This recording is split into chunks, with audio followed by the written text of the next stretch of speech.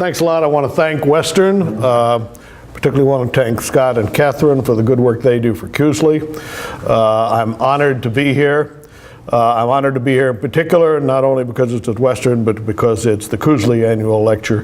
CUSLI is my favorite organization that I deal with. There is no organization that presents the level of analysis and discussion of U.S.-Canada issues that the Canada-U.S. Law Institute does. Any of you who can come to one of our annual conferences next April in Cleveland is the next one. I strongly urge you to do so. It is a wonderful experience, and you have high-level government and industrial and legal people talking about issues and doing that in a way that is really first-rate. I'm here today to talk about a somewhat gloomier subject, however, and in particular, I want to talk about how trade has come to a point where there is a great split in the views of the developed world versus particularly the emerging nations. And let me define a term there. We talk about the developing world, and that's everybody who has not yet reached fully developed status. But within that, there's a higher tier that we refer to as the emerging nations. Some people call them the BRICS, Brazil, India, China. I don't put Russia in there because they're only just now coming into the WTO, and South Africa. Those nations are at the door, about to come into the world of the developed countries, about to obtain and should obtain full status, full participation in the world trading system. And what we're going to talk about today is why bringing that about has become a very difficult task, and why the views of the emerging nations on how that should happen are becoming more and more different from the views of the developed countries. So let me see. Do I do this right? Nope, I do it wrong. I'm a Luddite. When I start screwing up the show here, please, groan or let me know. Let me begin by talking about what happened to Doha and why we gummed it up.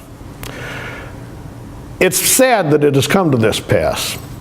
As Kai talked about the history of the GATT and then of the World Trade Organization, he's talking about something that many people regard as probably, until this juncture, the most successful of mankind's efforts at a truly international organization on a major issue.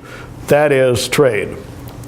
At the end of the World War II, the world economic system was in tatters. It was very apparent to the major countries, the developed countries, the US, Europe, Japan, Canada, that a stimulus was needed to get the world economy moving again, restore prosperity around the world, and in particular bring prosperity to the developing countries, the poor countries of the world. The GATT was organized, went through the 8 rounds that Kai talked about. It brought tariffs in the developed countries down to, with some exceptions, extremely low levels. And it did so on a most favored nation basis. And that was of great benefit to the developing countries because they didn't have to make concessions in any of these rounds to any significant degree prior to the Uruguay round. They were not members of the GATT. As they became members, they got special and differential treatment. But the tariff reductions that were agreed in the GATT among largely the developed countries accrued to the benefit of all nations, including the developing countries.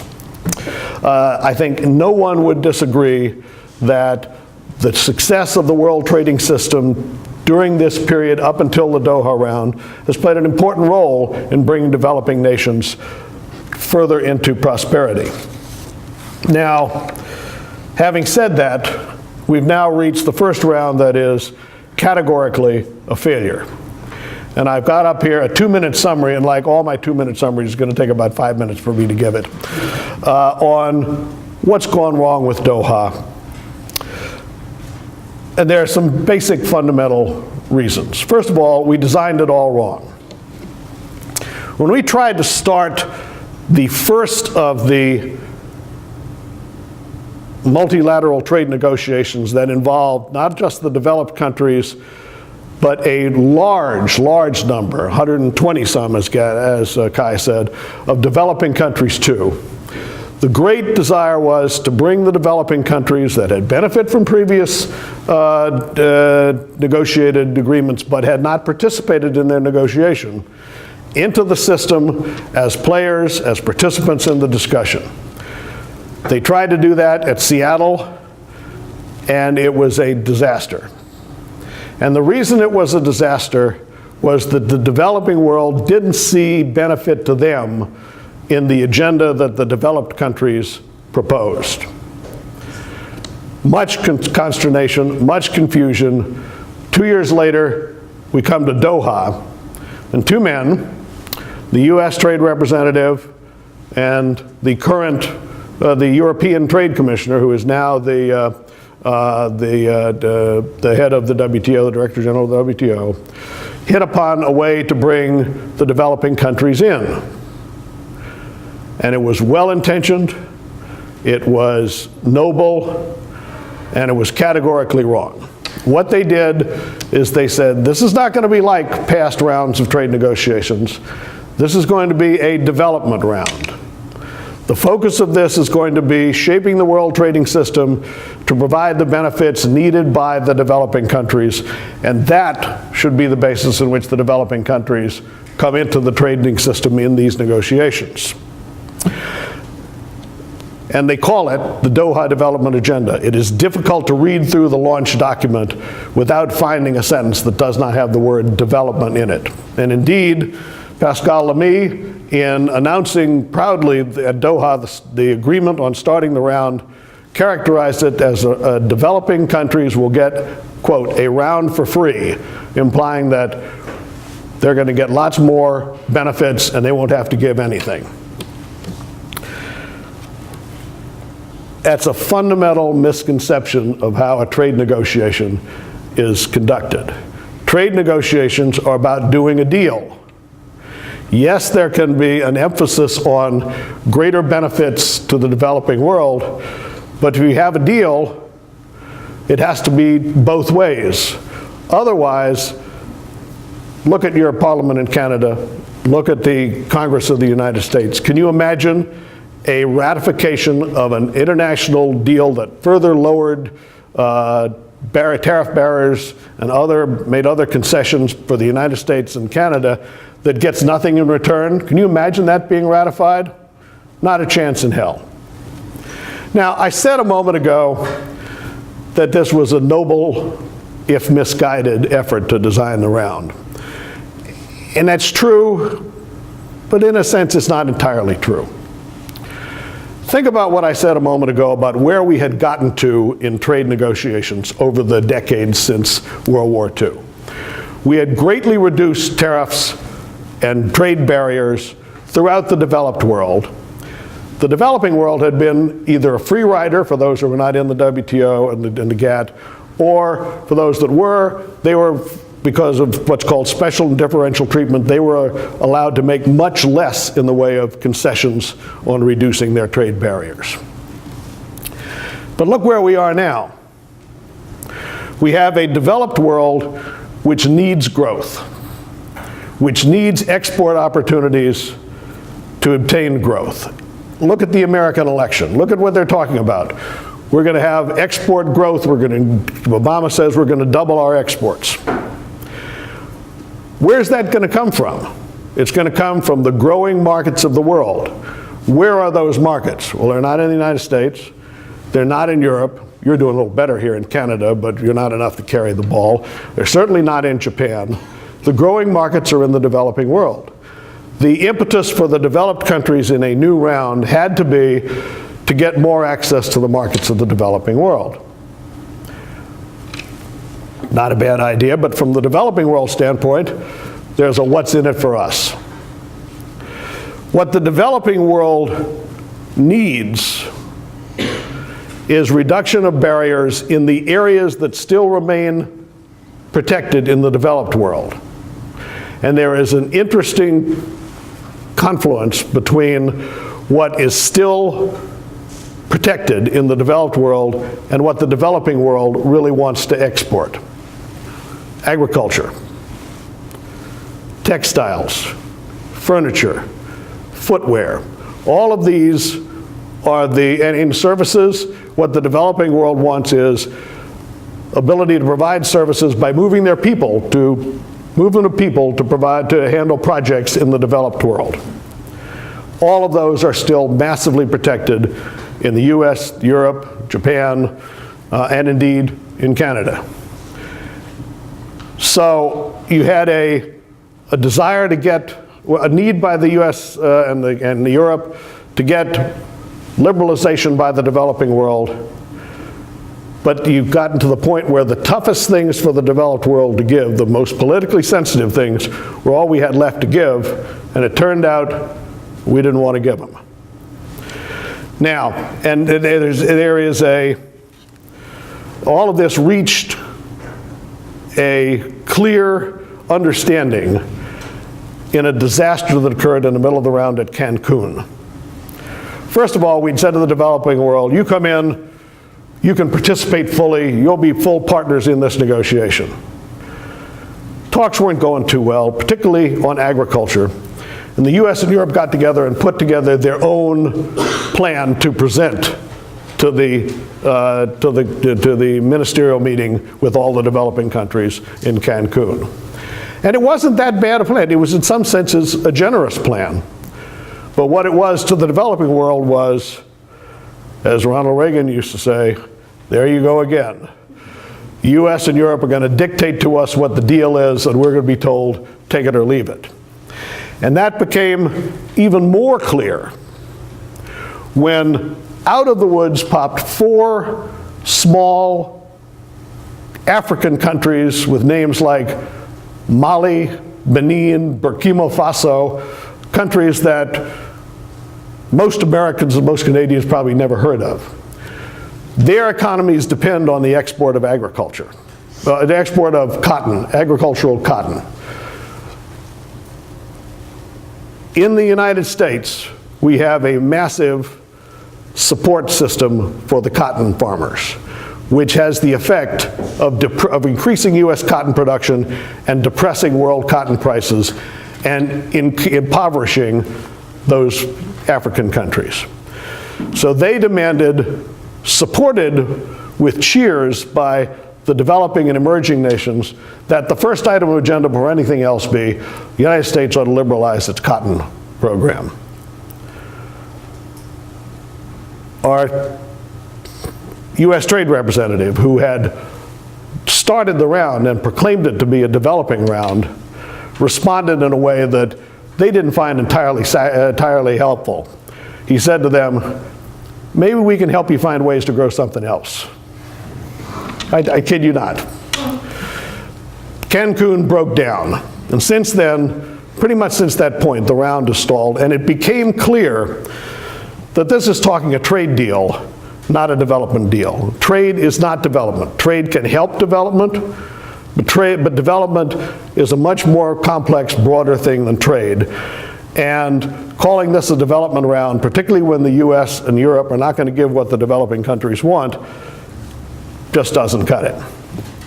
There are 2 fundamental impasses.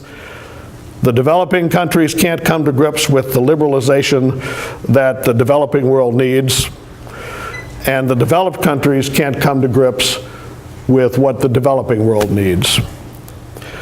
And 2 of the leading emerging countries, India and China, don't have any real offensive interest. There's not a lot they need. China would like to see the US and Canadian import relief laws dismantled. India would like to see some marginal things on services. But basically, they're not asking for something, but their markets, huge markets, that we want major concessions from them. So the result, we have congealed opposing views on 2 sides. The developed countries say we need access to the growth markets of the developing world. The developed and emerging economies say, wait a minute, What we're after is development, not trade liberalization. Now let's see if I got the button right this time. Nope. Back again, Dick. Okay. So where are we now, and what's going to happen now? What are the responses? Well, let's talk about the developed countries first and where we're going. The main response of the developed countries has been, I think, accurately described as, we're going to take our ball and we're going to go play another ball game. We'll do free trade agreements. Forget about multilateralism. If the developing world won't do what we want them to do, we'll do free trade agreements with everybody we can find. Canada is one of the most aggressive countries in negotiating free trade agreements with countries everywhere around the world. Then there's the big area of trade and services. It's arguable that trade in services is more important in the world today than trade in manufactured goods. As to trade in services, the dynamics are a little different than trade in goods. You remember I said in trade in goods that the developed countries had largely dismantled, except for those few areas of agriculture and light manufacturers, had largely dismantled their barriers. It's not much that developed countries can gain, therefore, by negotiating among themselves, without the developing world in the game, on trade in goods. Not so in trade and services. Trade in services is only beginning to follow the path of liberalization that we've moved so far forward on in trade and goods. And there's lots of barriers in the developed world on trade and services. And so what the U.S. is proposing is, and I love this phrase, and they use this phrase, a coalition of the willing. I heard that in another context where it wasn't such a good sounding phrase, but still. And what they mean is a non-MFN negotiation. By that I mean we'll do a deal among those countries that are willing to do the deal, which will be essentially all of the developed countries, and the benefits of that will not accrue to countries who don't sign up and participate in the deal. If you want to sign up, you want to get the benefits of the service liberalization, fine, but you've got to take on the obligations. China, India, the emerging countries are screaming bloody murder about that. And then finally, there's a curious thing that the United States is doing. The United States is trying to put together, and I'm going to discuss this in more detail in just a second, something called the Trans-Pacific Partnership. And the idea is to have a back door to multilateral trade liberalization. And I'll explain that to you in a minute. It's a fascinating concept, but it's a strange concept. Let's talk about FTAs for just a second, about what's right and what's wrong with them. FTAs are easier for big developed countries to negotiate than our multilateral trade negotiations. You have an individual partner in your negotiation. You don't have to have 150 some countries that you have to sign on in a single undertaking. The rule in the WTO, as Kai said, is if everything is not agreed and everybody doesn't agree to everything, there's no deal. So everybody has to sign on to every aspect of the deal. Free trade agreement negotiation, US negotiates with Chile, US and Chile agree, that's it. Now think about that also for just a moment in those two, because most of the deals that are being done now, not all of them, but most of them have that kind of imbalance of power. United States, Chile. Chile is going to agree to an awful lot to get access to the huge United States market that Chile might not agree to if it's a multilateral trade negotiation. So you can do deals that you can't do multilaterally. You can also achieve a greater degree of liberalization, because what a free trade agreement does is it gets rid of entirely of tariffs and other barriers. Gets you down to free trade, that's what it's all about. Furthermore, the WTO rules require that a free trade agreement between two countries must cover all or substantially all trade between the two countries. That's a good deal if you can get it. And you can get it in the FTA concept. But what's wrong with them? There's an Indian economist by the name of Jagdish Bhagwati. He's a great guy. And he has described what's coming about through FTAs, proliferating all around the world, is the spaghetti bowl. What he means by that is each FTA is a strand of spaghetti. But they aren't all linked together. They have different rules, different tariffs, different rules of origin in particular. And as a consequence, instead of providing a stream of trade liberalization, they provide a big mess of conflicting rules and liberalization. And so a company that is trying to set up a global supply chain has to deal with these differing rules in all of the countries in which it wants to have parts of its production, and all of the countries in which it has to have sales. And it's great for them, for us, because they have to hire all sorts of lawyers to help them do it. But it's real bad for companies doing business. Second, there's the imbalance of negotiating power that I mentioned before. Most FTAs are, I'm the big boy, I've got a huge market. You small country want to agree to want to get access to my market. You got to agree to what I want you to agree to. And finally, there's a problem for my country, the United States, because we have, in a classic act of trade self-immolation, dropped out of the game. Why? Because we've become paranoid about globalization, paranoid about losing jobs to offshoring, paranoid about the whole idea of trade negotiation. We don't even have legislation called that gives trade negotiation authority to the administration. I'm going to leave the services negotiation because I described that to you, the problem with that. The question is, would it be MFN or non-MFN? If it's MFN, that's a good idea. It'd be just like we were doing in the GATT for years and years and years, and we would liberalize service trade, and the developing world, even though it didn't participate in the negotiation, would get the benefit. That's not what the US and Europe have in mind. They have a coalition of the willing approach, and the developing world is absolutely incensed about that. Okay, let me come now to the curious case of the Trans-Pacific Partnership. It is the Obama administration trade policy.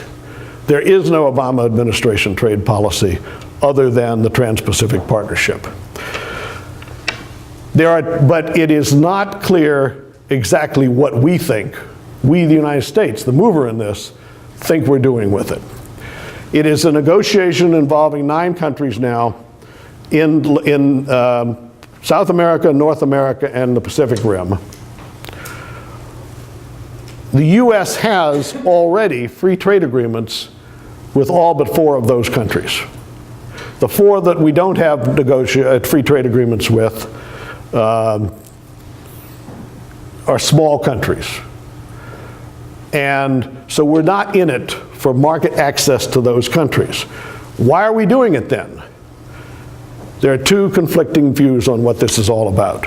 The original view by some people who were pretty good trade thinkers at the US Trade Representative's office and are really constructive about how we could do something about the demise of the Doha round is that what we are doing here is getting a model for 21st century trade negotiations and a new way to get by the back door to multilateral trade liberalization. And what they want to do is they want to have an agreement that covers not just your classic issues of tariffs and quotas and the things that have been dealt with in the WTO and the GATT before, but we're going to deal with the new pattern of trade that has developed in the world. The pattern where it's not so much, ask any big multinational corporation, General Electric, Bombardier, ask what they think of as what trade is all about. And it's not, we're going to export, we're going to manufacture in Canada and export to New Zealand. That's not what it's all about. It's about establishing a global supply chain where our manufacturing stages will be set out in various countries all around the world.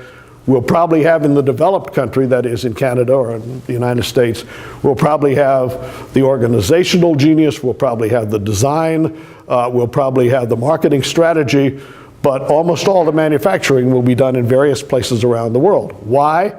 We want to get the cheapest raw materials, we want to get the cheapest labor, we want to get the best deal we can get from a host government in terms of incentives to put our manufacturing there and thus reduce our costs. And we want to have final production nearest where we're going to be selling the stuff. So if our big market for this is going to be China, by George, we want to have final production in China. Okay. What the TPP would do to address that is to go to what they're called behind the border issues. Issues which affect the ability to set up part of your manufacturing and your supply chain process in country X. Their regulatory system, their system of competition law, their protection of intellectual property, their protection for investment, and their policy as to state-owned enterprises. They may be giving preference to state-owned enterprises who are competitors of yours in that country, or your sales may be to utilities or other manufacturing companies that are themselves state-owned enterprises, and the government may be, as in China so often, telling their state-owned enterprises, we want you to prefer domestic suppliers, not these foreigners. Okay. All of those issues are at the heart of the U.S. idea. We're going to get a new type of agreement. Everybody in the world is going to look at this and they're going to say, God, that has tremendous advantages for our companies in the new way business is being done around the world. And you know what we're going to get? So goes the theory. We're going to get back to multilateral trade liberalization. How? We're going to have an agreement. It's going to be so attractive. It's going to be functioning so well. It's going to provide so many benefits that others are going to start signing on to it. Eventually, even we'll have the Chinese and the Indians signing on to it because the benefits will be so obvious. And by God, in the end, we're going to end up with multilateral trade liberalization by accretion. That was the original idea. Lots of people at USTR, lots of people at DFATE still have that idea. That's what we're trying to do. But trade gets involved with politics and geopolitics. And if you ask a politician and you ask a government official who's not a trade official, somebody in the State Department, somebody in the Defense Department, they'll say that TPP sounds great for an entirely different reason, a geopolitical reason. They will say that the big issue in the world today is China. China is becoming the great rival to the Western powers. China is embarked upon bringing Asia under its wing. We need to set up a counterbalance to China. And therefore, we are going to use the TPP to do that. A geopolitical purpose for the TPP. Now, can those two purposes live in harmony? Maybe, but there are problems when you try to harmonize those two. The things that we're asking of the developing countries that are in the TPP negotiation, particularly on the behind the border stuff, protection of intellectual property rights, state-owned enterprises regulations, investment guarantees, are tough pills for them to swallow. And to get that, you have to give them substantial benefits, and we're back somewhere in the trap that we had. Take Vietnam, for example. Vietnam is still a non-market economy. Large portions of its economy are state-owned enterprises. To get them to agree that all state-owned enterprises will play by market economy rules and the government won't prefer state-owned enterprises, you have to give them something, and they want something. They want liberalization of textile trade. We're back where we started, because we're not given that. Certainly not giving it in an election year. Put a question mark. Would the Obama administration bite a bullet like that next year, or would a newly elected Romney administration bite a bullet like that? Good question. U.S. right now has not put one single market access concession on the table in the TPP. Not the textiles wanted by Vietnam, not the sugar wanted by wanted by Australia. We'll never give sugar liberalization. Sugar in the United States is controlled by the Faneuil brothers in Florida. One Faneuil brother is the largest individual contributor to the Democratic Party. The other Faneuil brother is the largest individual contributor to the Republican Party. Now, I don't want to suggest that has anything to do with U.S. trade policy, but we are really unwilling to make concessions on sugar. There's another question about the TPP, and that is, how long are we going to take to do this? First they were talking about doing it by the end of 2012. No, hasn't happened, because it's a complex agreement. But it might well get done in 2013, particularly if we're willing to bite some of those bullets, if we're going to do the negotiation with the people we're now negotiating with, including those quintessential good guys who have joined the Canadians. Good guys except maybe for supply management in the dairy and poultry, but good guys. But Japan may want to come into the TPP. And the people who see the TPP as something we want as a geopolitical counterbalance to Japan, man, they want Japan in the counterbalance to China. They want Japan in there immediately. I've done trade negotiations with Japan for 30 years. I think there was one minor successful trade negotiation that we did with Japan. If Japan comes in before the deal is done and we have to have Japan as a participant in the negotiation, my estimate is that we're going to apply a trusts and estates rule to the length of this negotiation. That is, that the negotiation will take lives in being plus 21 years. And maybe even that is optimistic. There are two huge disaster scenarios here, though. Two huge disaster scenarios. And I'm not talking about, well, we might not be able to get the deal done. First disaster scenario is, this is not a deal that has political acceptance in the body politic of the United States. It's a deal that is being done very quietly, very non-transparently, to avoid putting it out in the political arena. Why is that? Remember I talked about behind the border issues and the purpose of it being to facilitate the new way trade is done, global supply chains and all that sort of stuff. There's another way to say that. If I am the head of the United Auto Workers, I say, yeah, it's to facilitate the way trade is done these days, which is to facilitate big US companies taking their plants, closing them down in the United States, transferring production to China. General Motors makes more cars in China today than they do in the United States. Every new model that Apple brings out massively increases employment in China and only minuscule increase employment in the United States because the production is all in China. There's a real risk that the United States might not ratify that. That's what I call the League of Nations scenario. Remember the League of Nations after World War I? Woodrow Wilson, that was his great dream.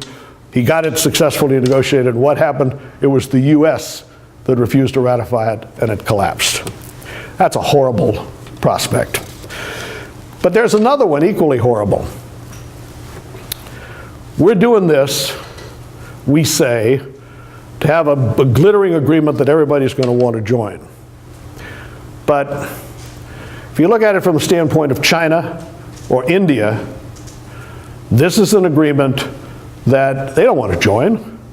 It's got all the stuff in it that they never wanted to have in multilateral negotiations in the WTO, plus a lot of other stuff that's being, quote, dictated, end quote, by the United States that they also don't want. Moreover, China sees it clearly as a geopolitical move by the United States.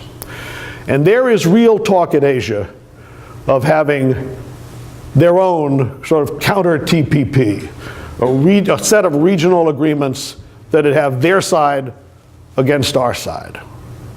Is that good for trade? Is that good for world peace? Those sort of things have led to wars in the past. Balkanization of trade, if we're not careful, is a real threat here. Well, that's what the developed world is trying to do. The developing world has their own idea of what to do about the collapse of Doha. We ought to change the whole system. Shouldn't be about trade, should be about development. And the WTO should be transformed from a trade institution, successful though it's been, to a development institution. And instead of trade being something that has only in part a development function, development would be something that has in part a trade function. And the WTO would facilitate development. You would set up a Security Council. How about there's a great idea for you? It works so well in the United Nations. Set up a Security Council to run the WTO composed of Brazil, China, India, the EU, and the US. You want to count that up? That's 3 emerging countries and 2 developed countries. Does that tell you where they're coming from there?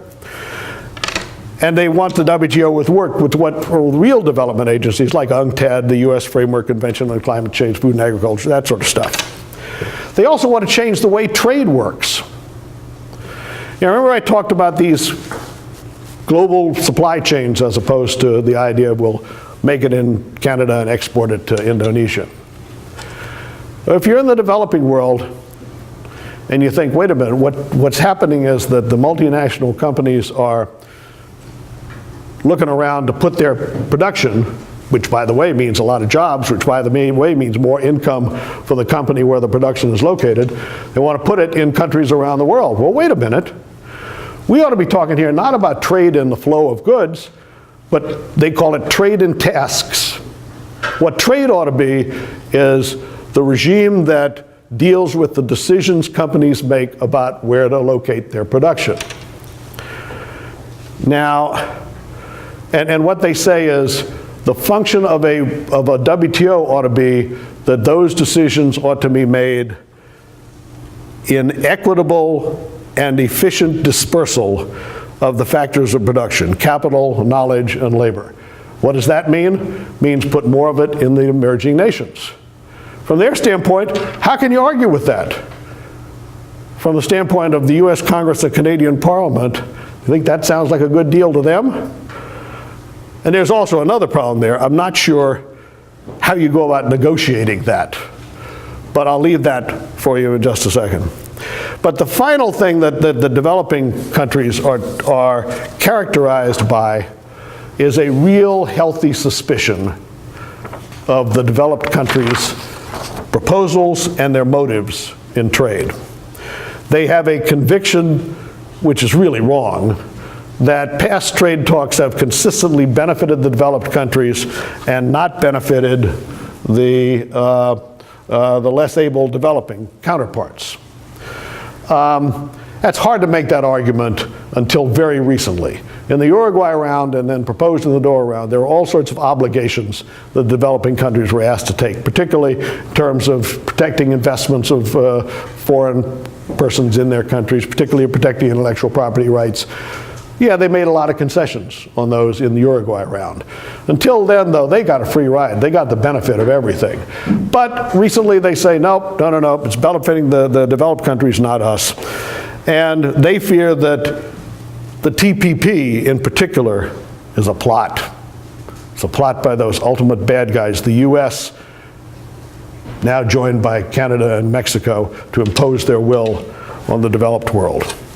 Okay. God, I did it right, didn't I? Nope, did it wrong again. Now I'm right. So in conclusion, let me say we're dealing with some very big issues here. Big fundamental issues about the way the world economy is going to be structured. You have a divergence between the developed and emerging nations' trade worldviews. That is a threat to the future of trade liberalization. If I had to say now, are any further multilateral rounds likely? I'd say no. There was an article a little while ago in the Economist magazine, which said, you know, the problems with negotiating agriculture have really prevented the negotiation of the Doha round. Let's have a new round. Let's forget about agriculture.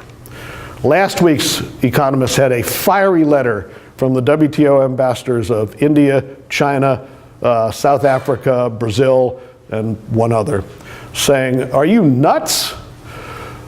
You can't throw at agriculture. Yes, you say it's only 7.6% of world trade, but for many developing countries, it's 60% or more of their trade. You cannot throw it out and say that you're playing fair by the developing world. But there you go. In a nutshell, there's the difference in views that's now on the table, with nobody really making a major effort to bridge that difference. This difference is also leading into a geopolitical likelihood of confrontation, especially in the Asia Pacific and especially between the US and China. If you think that what we ought to be doing in US-China relationship is trying to find ways to cooperate, try to find ways to work together, try to find ways to avoid major disputes, then trade has to be something you have great concern about, because we're going in the opposite direction on trade. Then there's trade and tasks, and I said before, it's a legitimate view that multinational companies look at trade that way. But they don't look at that trade and task thing quite the same way that a developing country does. A developing country would love to have that General Motors plant in its country, but they want to have total control over that plant. They'd rather have General Motors be a minority investor in Tata Motors in India, rather than have a GM India plant. In China, they'll let GM set up a plant, but it has to transfer all of its technology to its competitors in China. That's not the same wavelength as the developing countries are not on the same wavelength as the multinationals, even though it seems there's some congruence of views there. Clearly, trade and task, while it's attractive to multinational companies, it's not in developed countries. It's not very attractive to developed country governments for precisely the reason that I talked about. For a developed country government, trade is about jobs and our economy here. Trade and tasks, it's hard to make the argument that it achieves those goals. There are consequences for businesses. The likelihood that the developing countries where the big growth in demand is going to be are going to be opened up to you is now diminishing steadily. There is more risk of developing world protectionism. Brazil has raised its tariffs on autos and lots of other things in the last 3 or 4 months, arguing that, wait a minute, the US is stimulating its economy by what's called quantitative easing, monetary policy, and the effect of that is US dollar is decreasing in value, and what that means is US exports have an advantage over Brazil, and Brazilian exports to the US are at a disadvantage, so we're going to raise our tariffs, even above the area level we're permitted to in WTO rules. India is doing the same thing. Argentina is putting on licensing requirements that means you can't sell in Argentina unless you get a license. It's not out of hand yet, but it's getting there. And then there's a threat in particularly of the Asian integration, Asia Pacific, of a type of economic integration that first tends to exclude developed country exports and second gives competitive advantage to Asia Pacific companies. And let me, at the last, left or right? Left? Right. Right, good. At the last, I've just discovered I'm here in Canada. I ought to talk a little bit about what Canada might be thinking about here. You know what the path of least resistance for Canada has been in practically every trade issue since the dawn of time. And that is, we're going to do what the US wants to do. Particularly on every multilateral issue. It's hard for me to think of a multilateral issue on which Canada has taken the lead and contrary to the US. But think about that for a minute. I'm not sure it's in Canada's interest to let the US run on with its approach and just say, okay, fine, me too. Canada, I submit, has an even greater interest than the United States in access to the emerging markets, to demand in the emerging markets, particularly in minerals, in energy, and in agriculture. Secondly, Canada has more flexibility than the US politically to seek trade accommodations with China, Brazil, India, countries like that. You don't have the huge swell of public opinion against outsourcing, against globalization that we have in the United States, and you don't have the totally dysfunctional political system that we have now in the United States. That's another 2 hours lecture which we won't go into. So what Canada might do is sort of prod the U.S. The U.S. doesn't normally take its instructions from Canada, but I can tell you that Canada is viewed as a pretty sane thinker in trade by U.S. trade officials. Canada is viewed as a voice of moderation, a voice a voice to be listened to, not always followed, but listened to. What should you be telling the U.S.? Look where we are in world trade and what the U.S. interest is.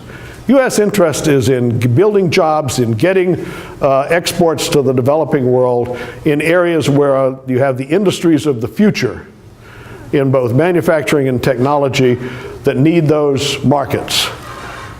Do you really need to protect your footwear industry and your sugar industry and your textile industry, all of them? I won't call them dying industries. I might call a couple of them dead industries. But they are certainly not of economic importance to the United States as the export-sensitive industries. You ought to make the concessions, provided you can get concessions from the emerging countries in return, that could revive multilateral talks. And secondly, think about the TPP. You need to think about reshaping it. Yes, you want a model agreement. Yes, you want to push some on the behind-the-border issues. But you don't want to set this up as an agreement that China thinks is a big plot against its whole system. A big plot against state-owned enterprises. Yes, have rules about state-owned enterprises, but be moderate. Don't push so hard on intellectual property. Don't push so hard, particularly on regulatory harmonization, because that's never going to happen with China or India. Try to make accommodations so that the TPP can be what you originally wanted to be, which is a shining light of new ideas in trade that really works in trade, and then go to the Chinese and the Indians and even the Japanese. You beginning to get the idea. I have a jaundiced view of negotiation with the Japanese. Even the Japanese, and bring them into the deal. Then you might do what you originally tried to do, which is get to multilateral trade liberalization by accretion, and you might avoid the kind of balkanization of trade and perhaps confrontation geopolitically that may be down the road if you follow the type of TPP you're looking at. So I will leave it to you. I leave the fate of the world's trading system where it deserves to be, namely in the hands of Canada. And I will leave it to you to pressure your government to push the U.S. and our trading partners to do the right thing and to get things back moving. Otherwise, the report I gave you today has grim implications that couldn't come at a worse time for the world economy, with the Europe economy falling apart, the US economy stagnating and maybe going over the cliff in December when we screw up our post-election deals on taxes and stuff like that, and with Japan and China slowing down. You don't want balkanization of trade in a time like this. Maybe we can do something constructive instead. So I'll leave you on that note.